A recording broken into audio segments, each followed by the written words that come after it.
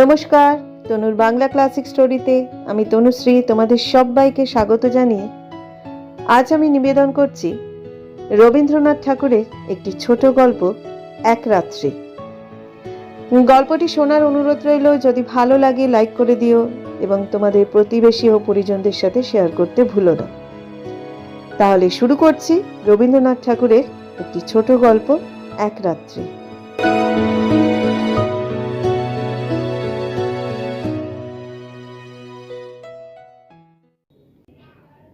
সুরবালার সঙ্গে একত্রে পাঠশালায় গিয়াছি এবং বউ বউ খেলিয়াছি।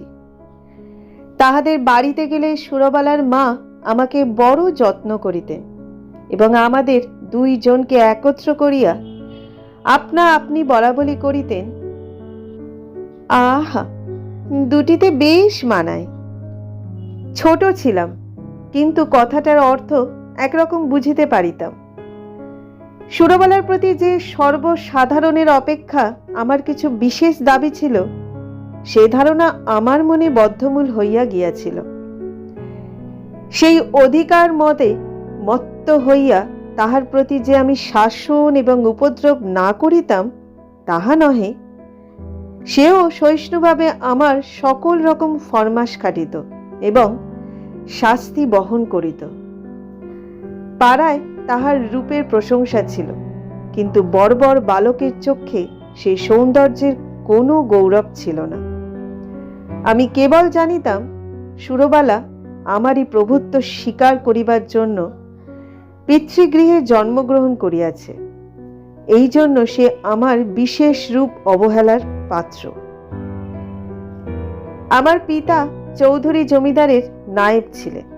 তাঁর ইচ্ছা ছিল আমার হাতটা পাকিলেই আমাকে জমিদারি সেরেস্তার কাজ শিখাইয়া একটা কোথাও গোমস্তাগিরিতে প্রবৃত্ত করাইয়া দিবেন। কিন্তু আমি মনে মনে তাহাতে নারাজ ছিলাম। আমাদের পাড়ার নীলরতন যেমন কলিকাতায় পালাইয়া লেখাপড়া শিখিয়া কালেক্টর সাহেবের নাজির হইয়াছে, আমারও জীবনের লক্ষ্য সেইরূপ অত্যুচ্চ ছিল।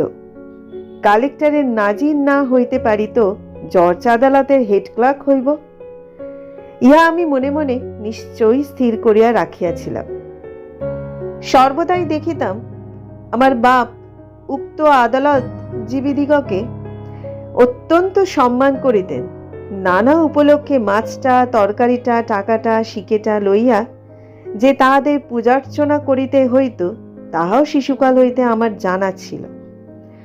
এই জন্য আদালতের ছোট কর্মচারী, এমনকি পেয়াদাগুলোকে পর্যন্ত হৃদয়ের মধ্যে খুব একটা সম্ভ্রমের আসন দিয়াছিলাম। ইহারা আমাদের বাংলাদেশের পূজ্য দেবতা, ৩৩ কোটির ছোট ছোট নূতন সংস্করণ। বৈষয়িক সিদ্ধিলাভ সম্বন্ধে স্বয়ং সিদ্ধিদাতা গণেশ অপেক্ষা ইহাদের প্রতি লোকের আন্তরিক নির্ভর ঢের বেশি। সুতরাং পূর্বে গণেশের যা কিছু পাওনা ছিল, আজকাল ইহারাই তাহা সমস্ত পাইয়া থাকেন। আমিও নীলরতনের দৃষ্টান্তে উৎসাহিত হইয়া একসময় বিশেষ সুবিধাযোগে কলকাতায় পালাইয়া গেলাম। প্রথমে গ্রামের একটি আলাপি লোকের বাসায় ছিলাম। তাহার পরে বাপের কাছ হইতেও কিছু কিছু অধ্যয়নের সাহায্য পাইতে লাগিলাম। লেখাপড়া যথা নিয়মে চলিতে লাগিল। ইহার উপরে আবার সভা সমিতিতেও যোগ দিতাম। দেশের জন্য হঠাৎ প্রাণ বিসর্জন করা যে আশু আবশ্যক, এ সম্বন্ধে আমার সন্দেহ ছিল না। কিন্তু কি করিয়া উক্ত দুঃসাধ্য কাজ করা যাইতে পারে আমি জানিতাম না, এবং কেহ দৃষ্টান্ত দেখাইত না। কিন্তু তাহা বলিয়া উৎসাহের কোনো ত্রুটি ছিল না। আমরা পাড়া গেয়ে ছেলে, কলিকাতার ইচড়ে পাকা ছেলের মতো সকল জিনিসকেই পরিহাস করিতে শিখি নাই। সুতরাং আমাদের নিষ্ঠা অত্যন্ত দৃঢ় ছিল।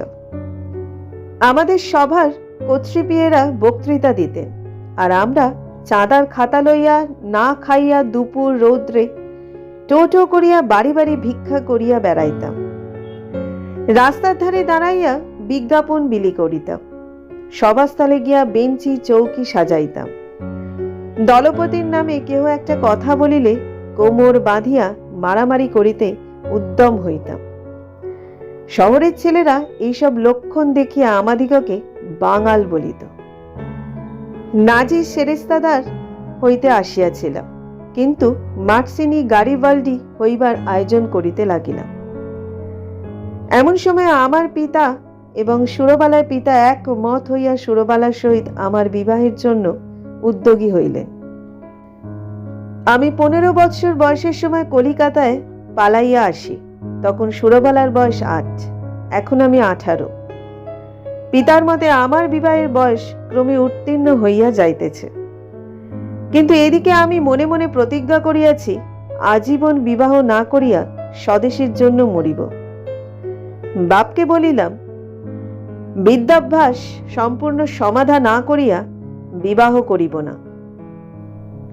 2-4 মাসের মধ্যে খবর পাইলাম উকিল রামলোচন বাবুর সহিত সুরবালার বিবাহ হইয়া গিয়াছে। পতিত ভারতের চাঁদা আদায় কার্যে ব্যস্ত ছিলাম। এ সংবাদ অত্যন্ত তুচ্ছ বোধ হইল। এন্ট্রান্স পাশ করিয়াছি, ফার্স্ট আর্টস দিব। এমন সময়ে পিতার মৃত্যু হইল।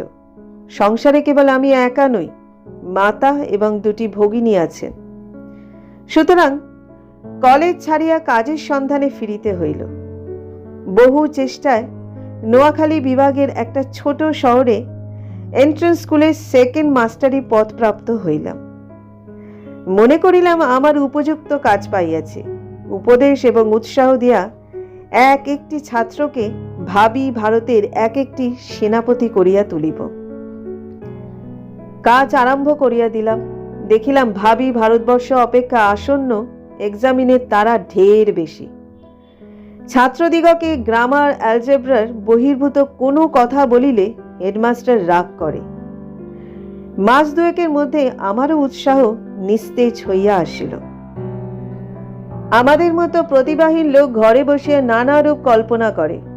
অবশেষে কার্যক্ষেত্র নামিয়া ঘাড়ে লাঙল বইয়া পশ্চাৎ হইতে লেজ মলা খাইয়া নতশিরে সহিষ্ণুভাবে প্রাত্যহিক মাটি ভাঙার কাজ করিয়া সন্ধ্যাবেলায় 1 পেট জাপনা খাইতে পাইলেই সন্তুষ্ট থাকে। লম্ফে জম্ফে আর উৎসাহ থাকে না। অগ্নিদাহের আশঙ্কায় একজন করিয়া মাস্টার স্কুলের ঘরেতেই বাস করিত। আমি একা মানুষ, আমার উপরে সেই ভার পড়িয়াছিল। স্কুলের বড় 8 চালার সংলগ্ন একটি চালায় আমি বাস করিতাম। স্কুলঘরটি লোকালয় হইতে কিছু দূরে একটা বড় পুষ্করিণীর ধারে। চারিদিকে সুপারি, নারিকেল আর মাদারের গাছ, এবং স্কুল গৃহের প্রায় গায়ে 2টা প্রকাণ্ড বৃদ্ধ নিম গাছ গায়ে গায়ে সংলগ্ন হইয়া ছায়া দান করিতেছে। একটা কথা এতদিন উল্লেখ করি নাই, এবং এতদিন উল্লেখযোগ্য বলিয়া মনেও হয় নাই। এখানকার সরকারি উকিল রামলোচন রায়ের বাসা আমাদের স্কুল ঘরের অনতি দূরে, এবং তাহার সঙ্গে তাহার স্ত্রী আমার বাল্যসখী সুরবালা ছিল, তাহা আমার জানা ছিল। রামলোচন বাবুর সঙ্গে আমার আলাপ হইল। সুরবালার সহিত বাল্যকালে আমার জানাশোনা ছিল, তাহা রামলোচন বাবু জানিতেন কিনা জানি না। আমিও নতুন পরিচয় সে সম্বন্ধে কোনো কথা বলা সঙ্গত বোধ করিলাম না, এবং সুরবালা যে কোনো কালে আমার জীবনের সঙ্গে কোনো রূপে জড়িত ছিল সে কথা আমার ভালো করিয়া মনে উদয় হইল না। একদিন ছুটির দিনে রামলোচন বাবুর বাসায় তাহার সহিত সাক্ষাৎ করিতে গিয়াছি। মনে নাই কি বিষয়ে আলোচনা হইতেছিল। বোধ করি বর্তমান ভারতবর্ষের দুরবস্থা সম্বন্ধে। তিনি যে সেজন্য বিশেষ চিন্তিত এবং ম্রিয়মাণ ছিলেন তাহা নহে, কিন্তু বিষয়টা এমন যে তামাক টানিতে টানিতে এ সম্বন্ধে ঘণ্টাখানিক দেরেক অনর্গল শখের দুঃখ করা যাইতে পারে। এমন সময় পাশের ঘরে অত্যন্ত মৃদু একটু চুরির টুংটাং, কাপড়ের একটুখানি খসখস এবং পায়েরও একটুখানি শব্দ শুনিতে পাইলাম। বেশ বুঝিতে পারিলাম জানালার ফাঁক দিয়া কোনো কৌতূহলপূর্ণ নেত্র আমাকে নিরীক্ষণ করিতেছে। তৎক্ষণাৎ 2খানি চোখ আমার মনে পড়িয়া গেল বিশ্বাস, সরলতা এবং শৈশব প্রীতিতে ঢলঢল 2খানি বড় বড় চোখ, কালো কালো তারা, ঘনকৃষ্ণ পল্লব স্থির স্নিগ্ধ দৃষ্টি। সহসা হৃৎপিণ্ডকে কে যেন একটা কঠিন মুষ্টির দ্বারা চাপিয়া ধরিল এবং বেদনায় ভিতরটা টনটন করিয়া উঠিল। বাসায় ফিরিয়া আসিলাম, কিন্তু সেই ব্যথা লাগিয়া রহিল। লিখি পড়ি যাহা করি কিছুতেই মনের ভার দূর হয় না। মনটা সহসা একটা বৃহৎ বোঝার মতো হইয়া বুকের শিরা ধরিয়া দুলিতে লাগিল। সন্ধ্যাবেলায় একটু স্থির হইয়া ভাবিতে লাগিলাম, এমনটা হইল কেন? মনের মধ্যে হইতে উত্তর আসিল, তোমার সে সুরবালা কোথায় গেল? আমি প্রত্যুত্তরে বলিলাম, আমি তো তাহাকে ইচ্ছা করিয়া ছাড়িয়া দিয়াছি। সে কি চিরকাল আমার জন্য বসিয়া থাকিবে? মনের ভিতরে কে বলিল, তখন যাহাকে ইচ্ছা করিলেই পাইতে পারিতে, এখন মাথা খুঁড়িয়া মরিলেও তাহাকে একবার চক্ষে দেখিবার অধিকারটুকুও পাইবে না।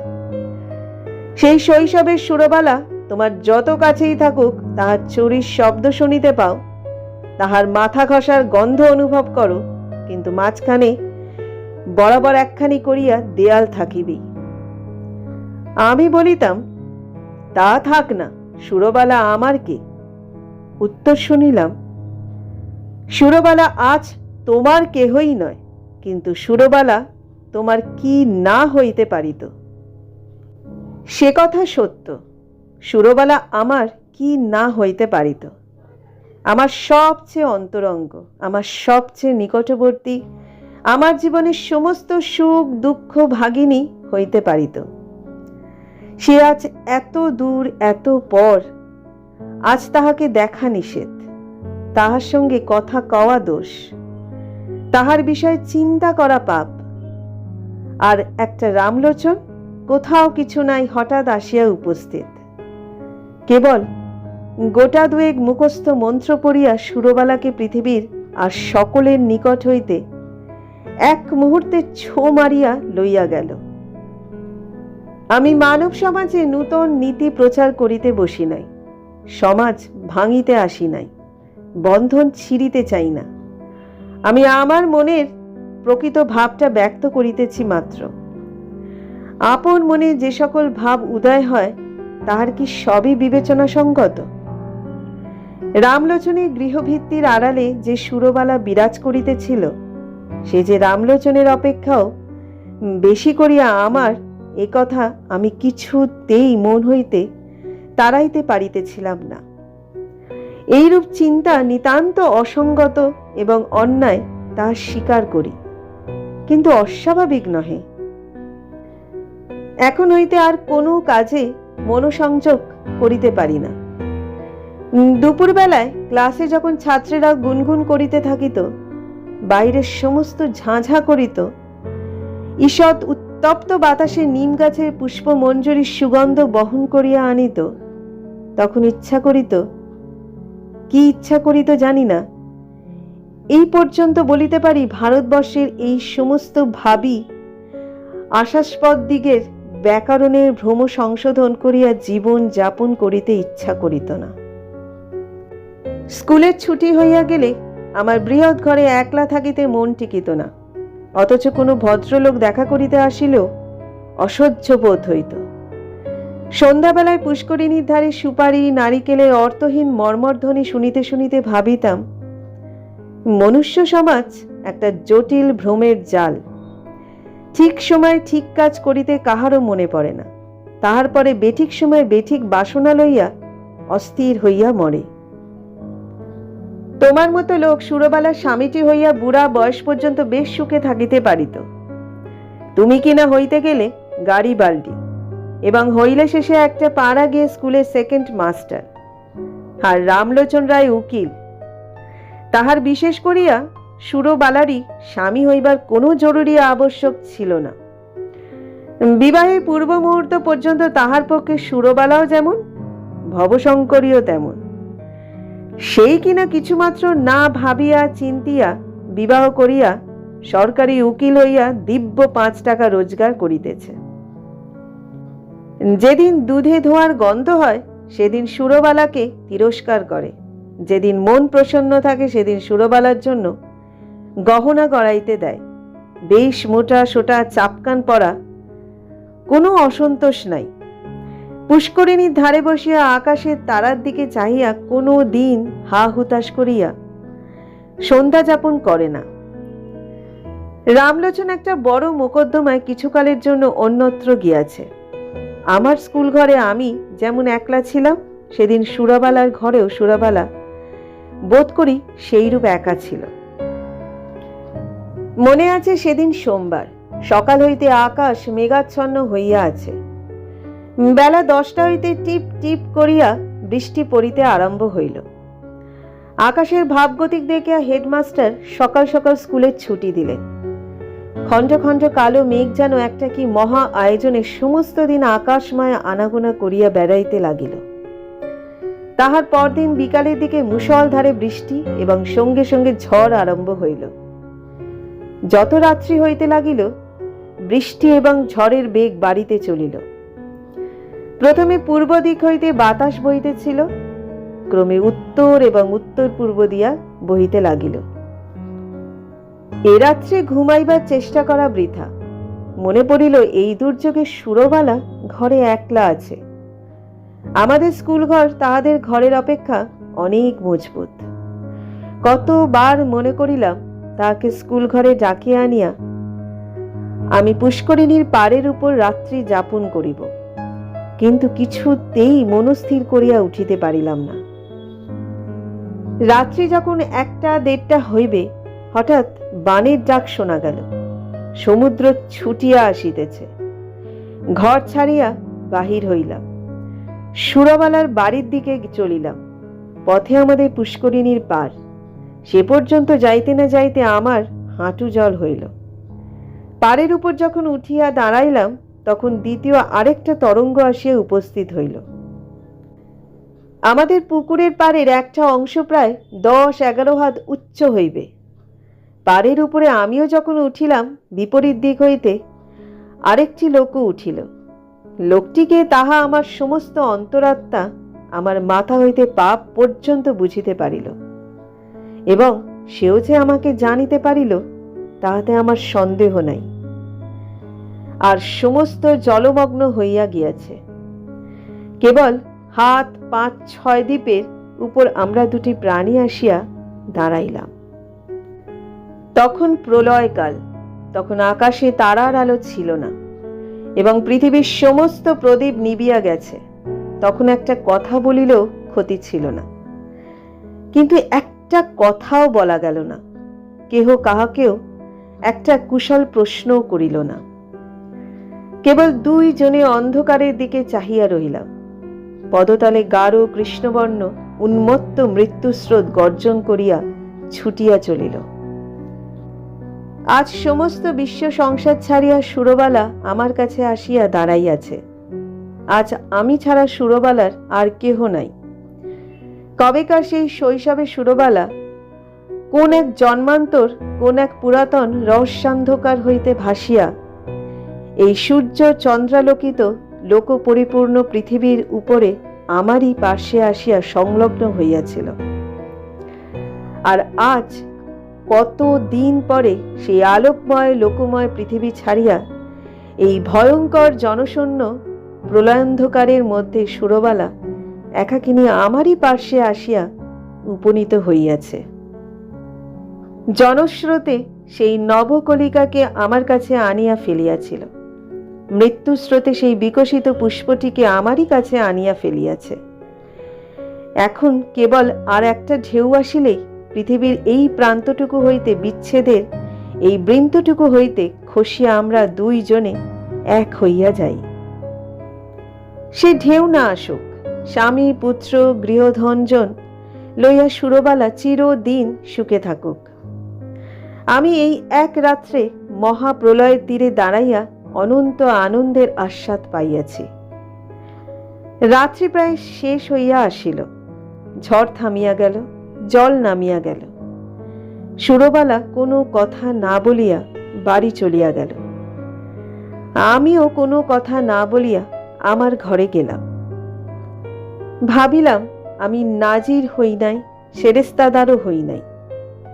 গাড়ি বালটিও হই নাই। আমি এক ভাঙা স্কুলের সেকেন্ড মাস্টার। আমার সমস্ত ইহজীবনে কেবল ক্ষণকালের জন্য একটি অনন্ত রাত্রির উদয় হইয়াছিল। আমার পরমায়ুর সমস্ত দিন রাত্রির মধ্যে সেই একটি মাত্র রাত্রি আমার তুচ্ছ জীবনের একমাত্র চরম সার্থকতা।